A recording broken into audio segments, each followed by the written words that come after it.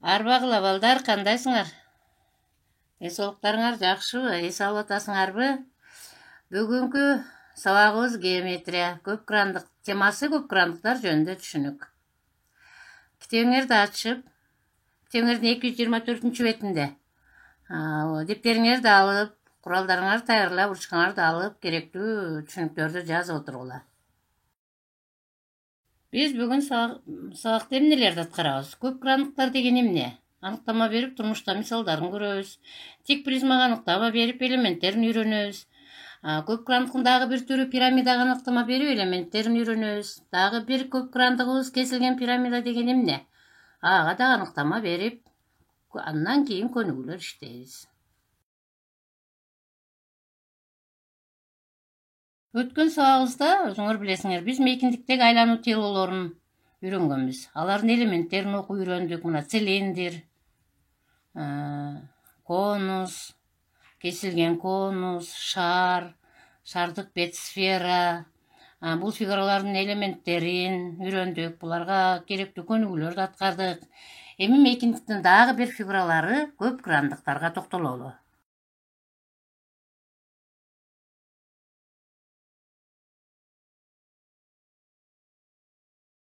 Көп крандык деген эмне? Аны аныктамага көңүл бурайыкчы. Бардык жагынан көп бурчтук менен чектелген фигуралар көп крандык деп аталат дейт. Чиймеге көңүл бургулачы. Могу жерде бир топ көп крандыктарга мисалдар турат. Бирөө 3 бурчтуктар менен чектелип атат, кээ бири 4 бурчтуктар менен чектелип, кээ бири 5 бурчтуктар менен чектелип атат. Демек, бардык жагынан көп бурчтук менен чектелген фигуралар көп крандык деп аталат экен. Баягы көп бурчтуктар булардын грандары деп аталат.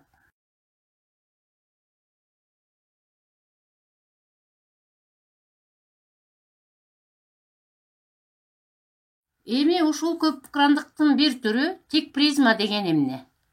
Кана аныктамасын карап өтөйүкчү. Мына тик призма. Негиздери деп аталган эки граны барабар көп бурчтуктар, ал эми калган грандары тик бурчтуктар болгон көп крандыктар тик призма деп аталат. Мына карасаңар, могу жерде 3 тик призма турат. Негиздери боелуп турат, кызгычыраак боек менен. Булар ушул эки граны негиздери, анткени булар барабар көп бурчтуктар. Ал эми калган грандары тик бурчтуктар, булар көп крандыктын каптал грандары. Эми могу жерде 3 бурчтуу призма деп, 4 бурчтуу призма, 6 бурчтуу призма деп жазылып турат. Эмне үчүн? Карасаңар, анткени призмага 3 бурчтуу деш үчүн анын негизи 3 бурчтук болот. Негизи 4 бурчтук болсо, 4 бурчтуу призма деп айтабыз. Эгер негизи 5 бурчтук болсо, 5 бурчтуу призма деп айтабыз. 6 бурчтук болсо, 6 бурчтуу призма деп айтабыз. Демек, призмага ат берген учурда негизиндеги көп бурчтукка карайбыз. N бурчтук болсо, N бурчтуу призма деп айтабыз. Эми жогору жакты карасаңар, бир чими турат, мына мейкиндикте. Бул куб. Кубту силер абдан жакшы билесиңер. Бардык грандары, бардык кырлары барабар болгон призма куб, Мына куб бул призманын бир түрү.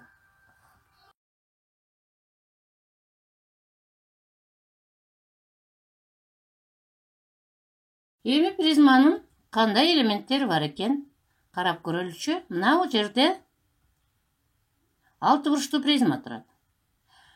Аны белгилегенде, мына көп крандыкты жалпы белгилегенде, 6 бурчтуктун белгиленишин эле айтып коеюн. Төмөнкү негизди толук менен жазабыз. Мисалы А, В, С, Д, Е, Ф көп бурчтук, Анан жогорку негиздикин жазабыз. А, В, С, Д, Е, Ф, А1, В1, С1, Д1, Е1, F1 деп жазабыз. Жазылышы. Белгилегенде мына ошентип белгилейбиз. Эми бул көп крандык призманын, же болбосо көп крандыктын каптал грандары бар, анан эки негизи бар. Каптал грандары эмне экен? Карасаңар, каптал грандары тик бурчтуктар. Кандай тик бурчтуктар? Мына А, В, В1, А1. Кийинкиси В, В1, С1, С. Анан С, С1, Д1, Д. Д1, Д, Е, Е1. Е1, Е, А1 тик бурчтуктары. Бул призманын каптал грандары деп аталат. Каптал грандары призманын баягы 4 бурчтуу, 5 бурчтуу, 6 бурчтуу, n бурчтуу болгонуга жараша ар кандай болушу мүмкүн. Эми бул жерде мына 6 бурчтуу болгон үчүн 6 граны бар экен. 6 каптал граны турат. Эми негиздери бардык эле призмаларда негизи экөө. Жана алар бириге бири барабар. Бул жерде 2 негизи турат. Булар мына 6 бурчтуктар. Төмөнкү негизи, анан жогорку негизи экөө бириге бири барабар. Тамгалар менен белгиленген, өзүңөр көрүп турасыңар. Андан кийин каптал кырлары. Кырлары деген бул мына кесиндилер. A1, V1, S1, D1, E1, F1. Мыналар бардыгы каптал кырлары. Жана булар негизиге тик призма болгондуктан перпендикуляр. Ошон үчүн булар бийиктиги дагы боло алышат. Мына V менен белгиленип турат. Булар бардыгы бийиктиги боло алат. Эми карагыла. Мына кызыл А менен AD1 кесиндиси турат. Бул эмне? Бул мунун диагоналы. Диагоналы деген эмне? 1 гранында жатпаган 2 чекти туташтырган кесинди анын диагоналы деп аталат. Силер бир диагоналын көрүп турасыңар, мында бир нече диагоналдары бар. Азыр биз бир гана диагоналын сызып койдук.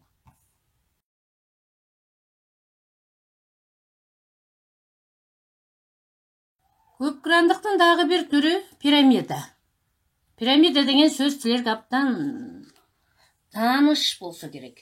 Пирамиданы силер көп кичинеңерден эле билесиңер. Ал эмне пирамида деген эмне? Мына карагылачы. Негизи көп бурчтук дейт. Ал эми каптал грандары жалпы чокулуу 3 бурчтуктар болгон көп грандык пирамида деп аталат. Мына каптал грандары түрдүү боектор менен боелгон жалпы чокулуу 3 бурчтуктар турат. Ал эми негизи 6 бурчтук. Карасаңар, 6 бурчтуу пирамида көрсөтүлгөн. Каптал грандары 3 бурчтуктар. Ал эми негизи бул көп бурчтук. Бул 6 бурчтуу болгон үчүн 6 бурчтук. Ал эми ар кандай болушу, ар кандай көп бурчтук болушу мүмкүн. Бирок каптал грандары дайыма жалпы чокулуу 3 бурчтуктар болот. Эми мына ылдый жакта сүрөттөрдү карагылачы. Мына пирамидалар силерге тааныш пирамидалар, бул Египеттеги пирамидалар. Мына пирамидалар негизи ар кандай көп бурчтук. Мына имаратты карагыла. Азыр ар кандай имараттарды кооздоп салганда геометриянын ар кандай фигураларга окшоштуруп салып атпайбы? Өткөндө көрдүк го. Цилиндрге окшош салынган имараттарды. Азыр мына карагыла, пирамидага окшош үй экен. Этаждуу, сонун болуп салыныптыр.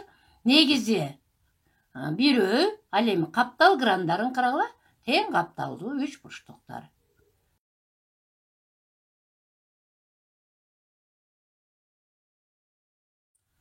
Эми ошол пирамиданын кандай элементтери бар экен, ошого токтолоюк. Мына пирамида турат. 4 бурчтуу пирамида турат. Бир эле негиз бар. А, В, С, Д 4 бурчтугу мунун негизи. Ал эми каптал грандары айттык го, кандай пирамида болбосун, каптал грандары дайыма жалпы чокулуу 3 бурчтуктар. Атап атайык, карагыла. Мына С чокусу.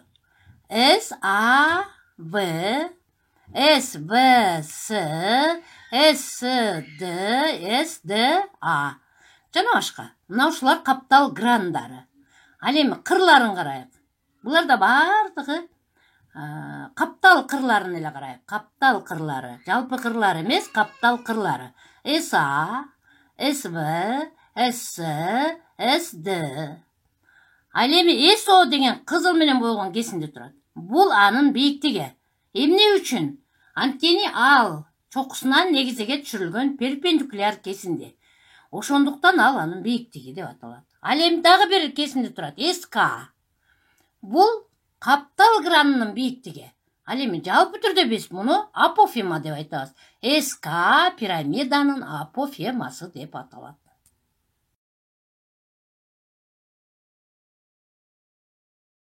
Эми пирамиданы баягы негизиндеги көп бурчтуктарга карата 3 бурчтуу, 4 бурчтуу, 5 бурчтуу, 6 бурчтуу, n бурчтуу деп атайбыз. Мына жерде карасаңар, мына чиймеде көрүнүп турат. Негизи 3 бурчтук болуп турат, биринчи. Бул 3 бурчтуу пирамида. Экинчиде негизи 4 бурчтук, демек 4 бурчтуу пирамида деп ат коебуз. атаганда ошентип атайбыз. Нарагыда турат 6 бурчтуу. Негизи 6 бурчтук. Демек 6 бурчтуу пирамида. Мына астыда дагы турат. 6 бурчтуу пирамида турат. 5 бурчтуу пирамидабы?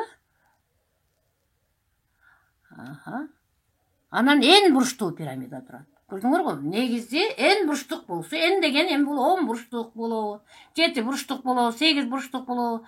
Ошол негизиге карата биз пирамиданы атайбыз. 4 бурчтуу, 3 бурчтуу, 5 бурчтуу, 6 бурчтуу жана n бурчтуу деп.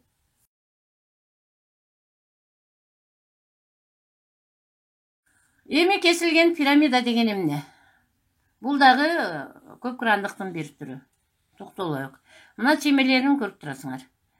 Муну силер мурда көрүп жүргөнсүңөр, көзүңөргө тааныш болсо керек. Аныктамасыга токтолоюкчу. Бул деген эмне экен? Эгерде дейт пирамиданын негизине параллель тегиздик менен кессек дейт. Чиймени карасаңар, мына тегиздик жүргүзүлүп турат. Негизине параллель болуп тегиздик кесип атат пирамиданы.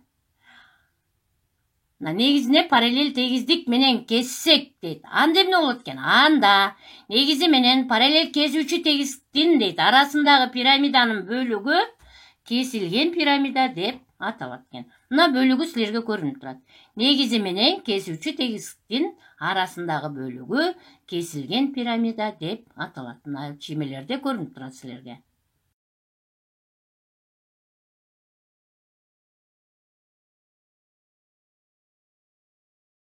Эми могу сүрөттү карагыла. Кесилген пирамиданын турмушта колдонулушу. Мына үй салганда колдонот экенбиз, кооздук үчүн. Кесилген пирамида мына көрүнүп турат. Муну силер тарых эстеликтерди абдан жакшы билесиңер. Бул жагда дагы мынакей эң сонун имарат. Ойнойсуңар мынакей. Сонун оюн балдардын ойной турган жери да кесилген пирамида экен. Эми могул буюмду билесиңер да. Кесилген пирамида формасындагы буюм кухняңарда болсо керек.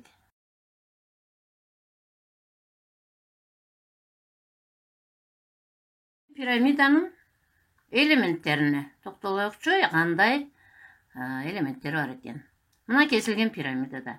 Пирамидадан айырмасы мында 2 негизи бар.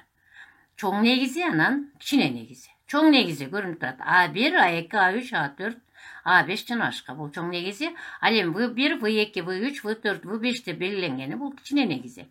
Пирамида сыяктуу эле мунун дагы каптал грандары. Каптал грандары булар трапециялар. Мына жакшы карасаңар, тең капталдуу, эгер туура кесилген пирамида болсо, анда тең капталдуу трапеция болот. Мына трапециялар 4 тамга менен белгиленген. Бирөөнү атап кетейин. Мына А1, В1, В2, А2 4 бурчтугу. Бул трапеция каптал гранынын бирөөсү.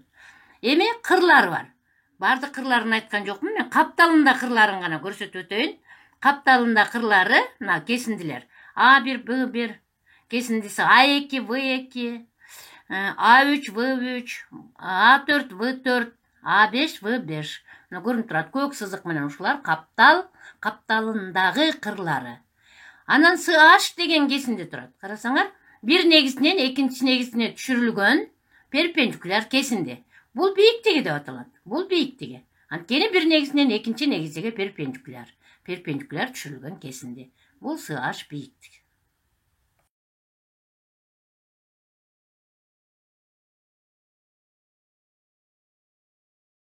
Эми балдар, кесилген пирамида сыяктуу эле 3 бурчтуу, 4 бурчтуу, 5 бурчтуу деп атайбыз. Эмне үчүн? Анткени карагыла. Эгерде негизи 3 бурчтук, 4 бурчтук, 5 бурчтук болсо, ошого жараша атайбыз. Мына негизи 3 бурчтук болуп турат. Демек бул 3 бурчтуу кесилген пирамида. Экинчиси мына жашыл менен негизи 4 бурчтук, демек бул 4 бурчтуу кесилген пирамида. Негизи 5 бурчтук экен, демек бул 5 бурчтуу кесилген пирамида. Негизи 6 бурчтук болсо, 6 бурчтуу кесилген пирамида. Ошентип n бурчтук болсо, негизи n бурчтуу кесилген пирамида деп атайбыз. Эми урматтуу окуучулар, мынакей көп кырандыктардын кээ бир түрлөрүгө токтолдук. Призма, пирамида, кесилген пирамидага карап өттүк. Эми ушуларга көнүгүлөр иштеп көрөлүк. Кээ бир элементтерин табууну. Призма деген. Аныктаманы эсиңерге түшүргүлөчү. Призма деген эмне эле? эки параллель граны барабар көп буручтар, ал эми калган грандары тик буручтар болгон көп грандык призма эле. Мына призма турат. Силерде минтип турат. Китебиңерде номер 2. Номер 2-нчи көнүгүдө 8 гранга ээ болгон тик призманын дейт. Негизи кандай көп буручтук, анан капталында канча граны бар деп. Мына чиймени карагыла. Мына ушул 8 граны бар көп грандык. Осы призма, тик призма. Эсептеп көргүлөчү. Капталында канча граны бар экен? Канча экен? 6 экен, А эми негиздери канча? 2, Алар бириге бири барабар. Алар канча бурчтук? 6 бурчтук. Демек, капталында 6 граны, 2 барабар негизи менен бардыгы канча граны бар экен? 8 граны бар экен. Демек, 8 грандуу тик призманын 6 каптал граны, 2 негизи бар.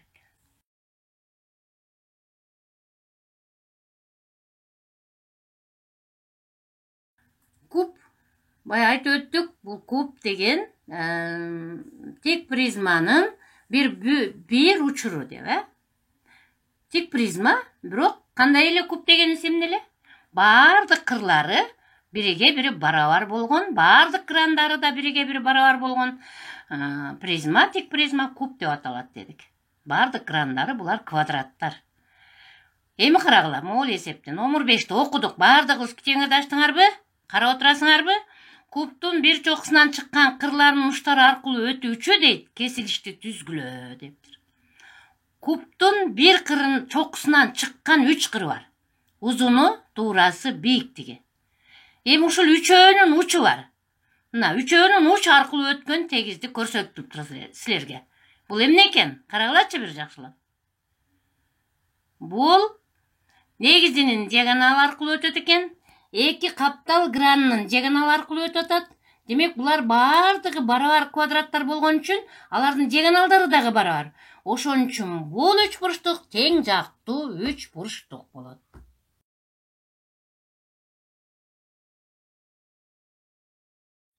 Эми номер 6-ны балдар карагыла. Окуйбуз бардыгыбыз. Дагы эле куб берилиптир. Куб мынакей. Бардык кырлары барабар. Бардык кырлары. Анан бардык грандары. Канча граны бар эле? 6 граны бар, эки негизи менен. Бардыгы квадраттар. Кубтун кыры А дейт. Кубтун кыры А деп белгиленип турат. Чиймени карадык. Силер эмнени тапкыла дептир? Каптал гранынын диагоналын дейт. Биринчи каптал гранынын диагоналы D1 деп белгиленип турат. Квадратты диагоналы эмне кылат? Барабар 2 тик бурчтуу 3 бурчтукка бөлөт. Анда D1-ди табыш үчүн жактары А болсо, квадраттын жактары А болсо, анда диагоналын табыш үчүн кимдин теоремасын пайдаланат элек? Пифагордун, катеттеринин квадраттарынын суммасы гипотенузанын квадратына барабар. Демек, D1-дин квадраты барабар А квадрат плюс А квадрат. D1-дин квадраты барабар, экөө кошулат 2А квадрат. Эми тамыр чыгарып коебуз. Анда D1 барабар А квадраттан А чыгат. Тамырасында 2 өзү жазылат. Демек, D1 барабар А тамырасында 2 экен. Биринчини аткардык. Демек, каптал гранынын диагоналы А тамырасында 2ге барабар. Эми экинчисин окуйук. Кубтун өзүнүн диагоналын тапкыла дептир. Өзүнүн диагоналы мына үзүк сызык менен D2 деп белгиленип турат. Көрдүңөр, диагоналы деген эмне деп айттык эле жаңы? Бир гранында жатпаган эки чекти туташтырган кесинди призманын диагоналы деп аталат деген эмес мына. D2 менен белгиленип турат, бул бир D кесиндиси. Эми муну кантип табабыз? Карагыла. D1-ди таап алдык, Могул жерде 3 бурчтук турат. B1, S1, D деген 3 бурчтук турат. Ушул 3 бурчтук бир жагы А, бир жагы D1-ге барабар, бир жагы D2-ге барабар болуп турат. Бул тик бурчтуу 3 бурчтук. Мына ушул 3 бурчтуктун D1-ин таап алдык. А белгилүү А. Эми D2-ни табам. D2 бул гипотенузасы. Дагы эле Пифагордун теоремасын пайдаланабыз. Экинчи жолу. Гипотенузанын квадраты катеттеринин квадраттарынын суммасына барабар. Демек, D2-нин квадраты барабар, D1-дин квадраты плюс A'нын квадратына барабар. А D1-дин квадраты эмнеге барабар болду эле? 2A квадрат. Жогоракта жазылып турат, көрүп турасыңар.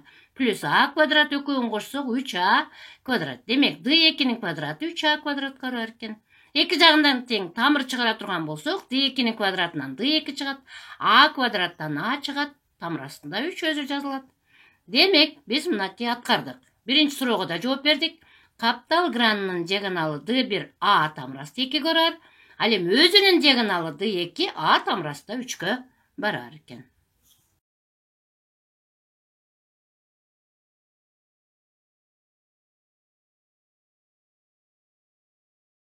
Эми номер 8-ти карагыла балдар. Окугулачы тик бурчтуу параллелепипед берилиптир. Чиймеси турат, карагыла. Тик бурчтуу параллелепипед бул 4 бурчтуу тик призма. 4 бурчтуу тик призма. Кырлары дейт. А, Б, С. А, Б, С деген кайсы кырлары? Булар узуну, туурасы жана бийиктиги белгиленип турат, карагыла. Эмнесин тапкыла дептир? Диагоналын тапкыла дептир. Диагоналы А, Ж кесиндиси D деп белгиленип турат, диагоналы бир гранда жатпаган эки чекти туташтырып турат.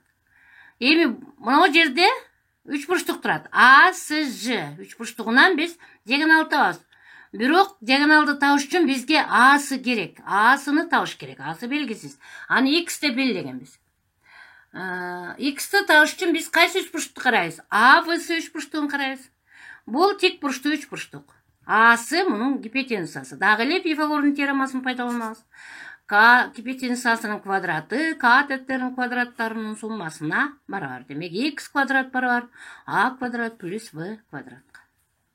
Аны эми A'сыны таап алдык, же болбосо X'ты таап алдык. Эми А, Ж, С 3 бурчтугунан D'ны табабыз. Бул дагы тик бурчтуу 3 бурчтук болгондуктан D гипотенузасы, демек D'нын квадраты катеттеринин квадраттарынын суммасы барабар. А катеттери кайсы? X жана С. Демек, D квадрат барабар X квадрат плюс С квадратка. Эми бул жерде биз X квадратты мурда тапканбыз да. Бул эмне барар эле? А квадрат плюс В квадратка. Алып келип X квадраттын ордуна койсок, D квадрат барабар А квадрат плюс В квадрат плюс С квадрат болду. А бизге D'ны тап дегенде диагоналын. Демек, эки жагынан тең тамыр чыгарабыз. D квадраттан D чыгат квадрат тамырдан. Барабар тамыр астында А квадрат плюс В квадрат плюс С квадратка барабар экен. Демек, жообу D барабар тамыр астында А квадрат плюс В квадрат плюс С квадратка. Биз бир формуланы чыгардык. Ар кандай 4 бурчтуу призманын, тик призманын диагоналынын квадраты 3 өлчөмүнүн квадраттарынын суммасына барабар деген. Эми номер 10-ду карасаңар, эгерде тик бурчтуу параллелепипедтин 3 өлчөмү дейт. А 2 метр, В 3 метр, С 6 метр болсо диагоналын эсептейли. Баягы эле чийме, биз формуланы чыгардык да. D квадрат. Диагонал эмне бар эле? Диагоналдын квадраты А квадрат плюс В квадрат плюс С квадрат деген формуланы чыгардык, Ушул эле жерге алып келип ордуга коюп коебуз берилгендерди. Мына D барабар тамыр астында A'нын квадраты плюс V'нын квадраты плюс S'нын квадраты. А 2 экен, 2-нин квадраты. В 3, 3-тün квадраты плюс С 6, 6-нын квадраты. Барын квадратка көтөрүп туруп кошсок, тамыр астында 49 чыкты. 49 канчанын квадраты? 7-нин. Демек, D барабар 7 метр экен. Эми номер 15-ти карагыла. Эми пирамидага. Эми пирамиданын дейт бардык каптал кырлары элге барабар. Л деп белгиленип турат, карасаңар. Ал эми негизи А жактуу квадрат дейт. Негизи квадрат экен. Жактары Ага барабар. Анын бийиктигин эсептегиле дептир. Биз өткөндө элементтери деп жогоракта пирамиданы өткөнүбүздө көрдүңөр, элементтери дегенде бийиктиги, түзүүчүсү, негизи турат эле, карадык. Негизи квадрат экен. Эми бийиктигин табыш үчүн бийиктиги СО. Бизге эмнелер керек экен? Мына L бар, белгилүү. АО керек экен. АО жагы. Мына 3 бурчтук турат го. АСО 3 бурчтугунан биз СО бийиктигин табабыз. Аны үчүн бизге L белгилүү, АС белгилүү, АОну табышыбыз керек. Эми АОну кантип табабыз? АОну АВС 3 бурчтугунан табабыз. Бул дагы тик бурчтуу 3 бурчтук, Асы квадраттын диагоналы. Демек, диагоналы муну 2 барабар тик бурчтуу 3 бурчтукка бөлдү да. Ошондо А бул 3 бурчтугунан Асынын квадраты барабар а деп белгилей турган болсок квадраттын жактарын а квадрат плюс а квадрат болот. Ошондо асы квадрат барабар 2а квадрат. Мындан асыны тапсак, а квадраттан а чыкса там раз 2 болот. Эми бизге ОА керек да, жоксо АО. Бул асынын жарымы. Асы бөлүнгөн 2 барабар а там раз 2 бөлүнгөн 2 болот. Эми SOH'ты табабыз эми. SOA үч бурчтугунан. Бул деле тик бурчтуу үч бурчтук. Демек Пифагордун теоремасын дагы пайдаланабыз. Анда h квадрат барабар l квадрат минус OA квадрат. Анда h квадрат барабар l квадрат. OA'нын ордуга OA'сы эмне чыкты эле? А там раз 2 бөлүнгөн 2-нин квадраты. Эми муну квадратка көтөрсөк, h квадрат барабар l квадрат минус a квадрат бөлүнгөн 2 болот. Мындан жалпы бөлүмгө келтирип койсок, h квадрат барабар 2l квадрат минус a квадрат бөлүнгөн 2. Эми үчүн бөлүм 2 эле 4 болуп калды. Биз мынерден тамыр чыгарабыз эки жагынан, тамыр чыгарганда бөлчөктүн бөлүмү иррационалдуу сан болуп калат. Ошон үчүн бөлчөктүн алымында бөлүмүндө бир эле санга көбөйткөндө бөлчөктүн мааниси өзгөрбөйт деген касиет боюнча алымында 2 көбөйтүп, бөлүмүндө 2 көбөйтсөм, бөлүмү 4 болду. Алымы 2 көбөйтүү кашан ичинде 2l квадрат минус a квадрат. Эми тамыр чыгарып коем. Ошондо h барабар 2ден 1, 4төн 2 чыгат. Ошондо 2ден 1 болот. Тамырдын ичинде 2 көбөйтүү 2l квадрат минус a квадрат болот. Демек жообу h барабар 2ден 1, тамыр ичинде 2 көбөйтүү 2l квадрат минус a квадратка барабар.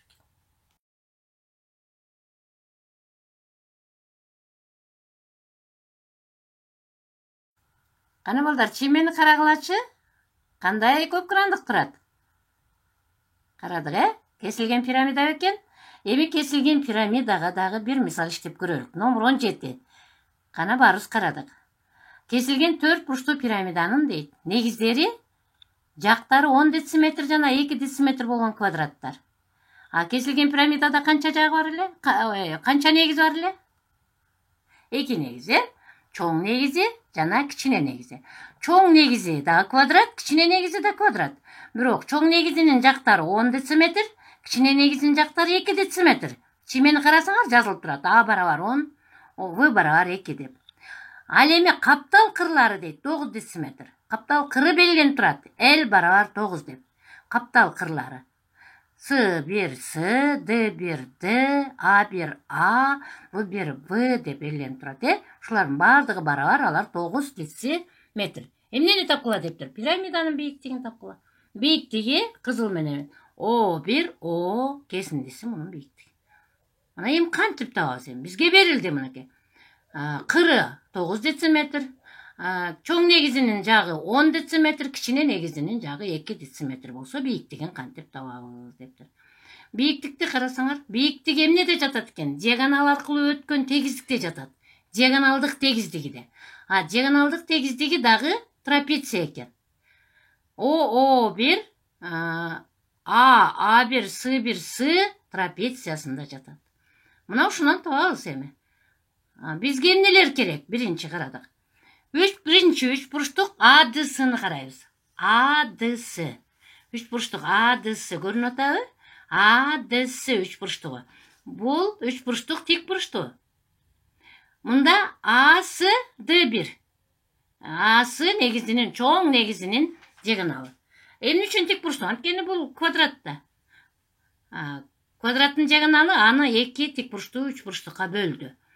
Эми ушу D1'ди таап алабыз. 2 катети тең 10дон. Ошондо D1'дин квадраты 2 катеттердин квадраттарынын суммасы барабар болсо 200 дециметр квадрат болду. Силер жазууда көрүп турасыңар. Эми тамыр чыгара турган болсок, 100дөн 10 чыгат, ошондо 2 калат. 10 тамырасы 2ге барабар экен. Бизге эмне керек? Бизге АО керек. АОну табыш үчүн Асын 2 бөлөбүз. Асы диагоналы D1 эле да. D1'ибиз 10 тамырасы 2 болду, аны 2 бөлсөк 5 тамырасы 2 дециметр. Демек АО 5 тамырасы 2 дециметр. Эми экинчи эмне кылабыз? Эми бизге кайсы керек? Эми бизге кичине негизиндеги А1 Д1 С1 тик бурчтуу үч бурчтугун карайбыз. А1 Д1 С1. Бул дагы квадрат. Кичине негизи дагы. Жагы 2 дециметрден. А1 С1 анын диагоналы. А1 С1ди D2 деп белгилесек, анда D2 гипотенузада гипотенузанын квадраты катеттердин квадраттарынын суммасына барабар деп жазылып турат. Демек d2-нин квадраты 8 дециметр квадрат. Тамыр чыгарсак 4төн 2 чыгат, тамырасты 2 калат. Демек d2 барабар 2 тамырасты 2. Бизге a1 o1 шунун диагоналдын жарымы керек. Анда a1 o1 a1 s1дин жарымы барабар да. Башка айтканда d2-нин жарымы. Демек 2 тамырасты 2-ни 2 бөлсөк барабар тамырасты 2 дециметр. Демек a1 o1 барабар тамырасында 2 дециметрге. Биз мынабул трапецияны 2ге бөлдүк. Бизде тик бурчтуу трапеция пайда болду. a1 o1 oa. Ушул жерден ашты табабыз. Бизге эмнелер пайда белгилүү болду? a1 o1 белгилүү болду, тамырасты 2 болду. AO белгилүү болду. Бул 5 тамырасты 2 болду. Эми O1 бийиктигине параллель болгон, ал эми AS диагоналына перпендикуляр болгон A1 K түзсүгүн кесинтисин жүргүзөбүз. Жүргүзүлүп турат, көрдүңөрбү? Бул дагы ошол ашка барабар. Анткени бул жерде эмне пайда болду? Тик бурчтук пайда болду. Карама каршы жактары барабар. Ошондуктан A1 O1 эмнеге барабар? KO барабар. Ошон үчүн KO тамырасты 2ге барабар. Мына биз ашты 3-чү карасаңар, 3 бурчтук A1 K. Тик бурчтуу 3 бурчтугунан табабыз. Бул тик бурчтуу 3 бурчтук. Анткени A1 K ASга перпендикуляр. A1 бул гипотенузасы. Эми АКны таап алсак, АК АОдон КОну кемиткенге барар. АК 5 тамырасты 2 эле, КО A1 O1ге барар болду. Ошон үчүн тамырасты 2 барар, 4 тамырасты 2 болот. Аны эми ашты табабыз. Катеттердин квадраттарынын суммасы гипотенузанын квадратына барар. H квадрат плюс АК квадрат. АК квадратыбыз 4 тамырасты 2-нин квадраты барабар A1-дин квадратына. A1 эмне барар эле? 9да каптал кыры, L жолсо 9 кара. 9-дун квадраты 81. Демек H квадрат плюс 32 барабар 81. Мындан H квадрат барабар 81 минус 32, H квадрат барабар 49. Эки жагынан тамыр чыгарсак, биз бийиктикти табабыз. H барабар 7 дециметр экен. Демек бул кезилген пирамидабыздын бийиктиги 7 дециметрге барабар экен балдар.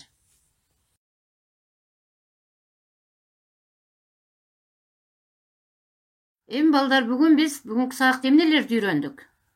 Көпкырандыктардын. Көпкырандыктардын кайсы түрлөрүн үйрөндүк? Мейкиндиктеги көпкырандыктардын.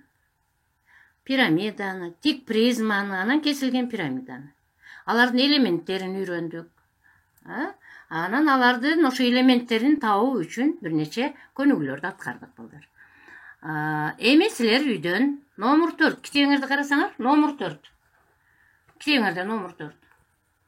5 бурчтуу тик призманын канча чокусу, граны, кыры бар дейт.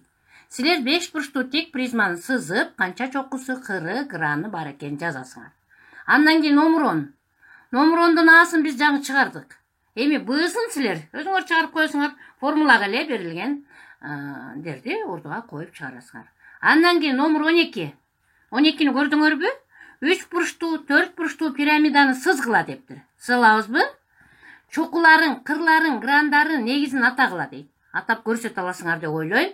Сызып атап көрсөтөсүң. Андан кийин номер 16. Бул 4 бурчтуу пирамиданын каптал кырлары Lге барабар. Бийиктиги H, ал эми негизи тик бурчтуу пирамиданын негизинин диагоналын тапкыла дейт. Муну чиймени чийип, өзүңөр ой жүгүртүп, карап чыгара аласыңар деп ишенем. Эми балдар, силерге дагы бир тапшырма. Ушул көпкырандыктардын моделин жасайбыз. Пирамида жасайбыз. Каалаган призмаңар жасагыла. Кааласаңар 4 бурчтуу, кааласаң 3 бурчтуу, кааласаң 5 бурчтуу. Сиз эмнени кааласаңыз жасайсыз. Анан кесилген пирамиданын моделин жасайсыңар. Рахмат балдар, көңүл бурганыңарга. Суроолоруңар болсо мага жазып жөнөттө бергиле. Оорубагыла, ден соолугуңар чың болсун. Жакшылыктар менен көрүшөйүк. Көңүл бурганыңар үчүн чоң рахмат балдар.